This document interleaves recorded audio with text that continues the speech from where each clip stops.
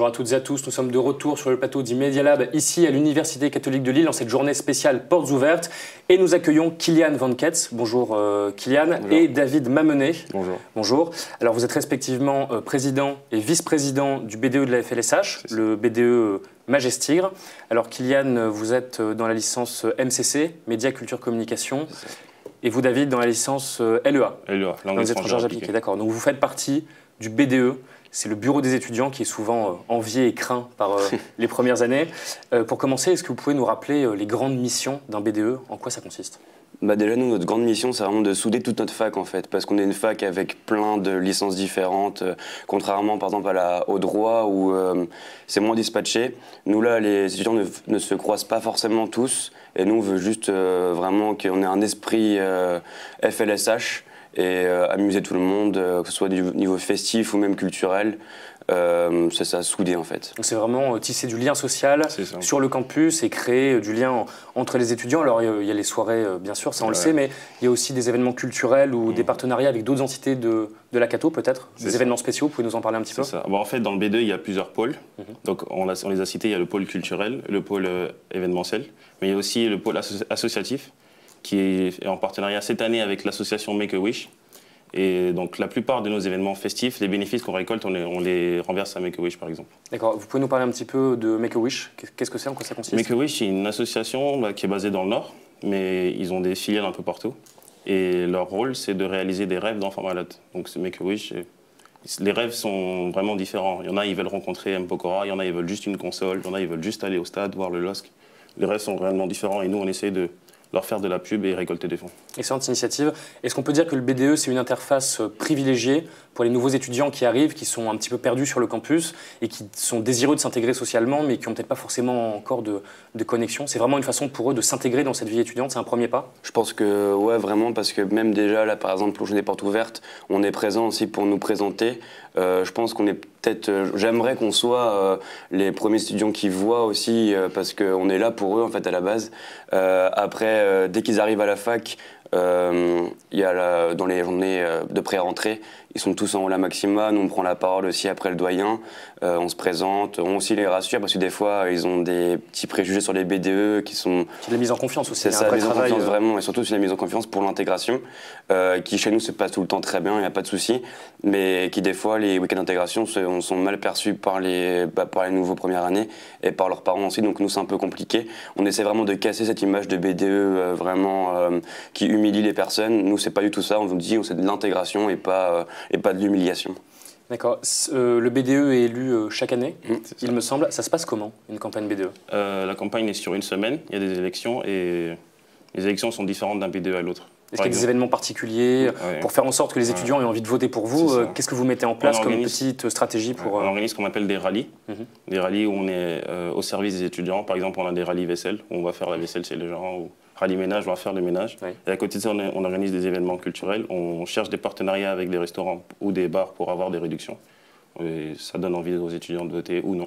D'accord. Ça fait combien de temps que votre liste Majestigre, on le rappelle, a été élue? On a été élu en octobre, donc depuis octobre. Donc ça reste relativement récent. Vous avez eu le temps de mettre en place des initiatives particulières depuis votre élection? On a fait...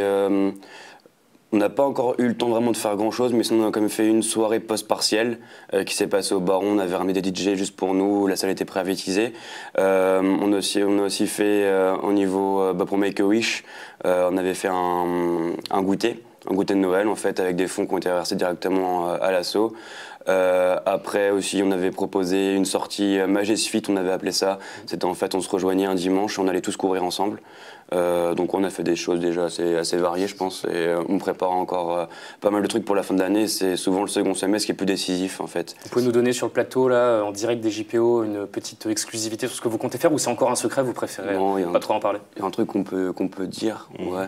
En fait, on va organiser dans pas longtemps, on va pas dire la date tout de suite, un cocktail gala de charité, encore où nos... L'idée toujours de reverser les fonds. C'est ça, les fonds sont versés directement à l'association, donc on prévoit d'avoir des groupes de musique, des expositions, des défilés, plein de choses. Ouais, c'est très culturel. Du lieu, c'est souvent un peu le mystère. Ce sera à la Cato. D'accord. Dans la Cato en tout cas. Voilà. Très bien. Ça représente quel investissement en termes de temps de suivre une formation universitaire et à côté de faire partie du BDE? Souvent on dit que c'est un petit peu difficile de gérer les deux. Comment vous le vivez au quotidien? C'est pas difficile dans le sens où c'est un plaisir, mais c'est vrai que ça nous demande énormément de temps. On perd quelques heures de sommeil, mais on gagne en expérience et on a signé pour ça et on est très content de le faire, quoi. On parle souvent, souvent les BDE, surtout chez les parents, ont parfois un peu mauvaise réputation. Il y a encore une image qui s'accroche au BDE, mais pourtant de plus en plus, c'est considéré même chez les employeurs parfois comme un gage d'investissement. Est-ce que vous remarquez, ça vous constatez que c'est de plus en plus perçu comme quelque chose de positif? Bah, je pense que oui. Après, tout dépend parce que ça peut être vachement positif comme aussi pour nous négatif. C'est par exemple, on postule chez quelqu'un et lui il était traumatisé par un BDE. Ça va pas forcément lui faire plaisir qu'on soit là. Mais sinon, bah, je pense que ça commence à évoluer un peu. Et même nous, avec David, bah, en fait, on doit quand même gérer une équipe. Donc, si on veut faire du management, ça peut être très bien. Après, même aussi, pour ceux qui sont en pôle culturel, ils travaillent aussi avec des professionnels de la culture. Donc, c'est carrément professionnalisant pour nous. Et interdisciplinaire en plus, parce qu'il y a de la gestion, il y a le côté financier, parce que je suppose qu'il y a des fonds à gérer, il y a du contact à faire, donc il y a aussi du management, du lien à tisser. C'est vraiment très varié.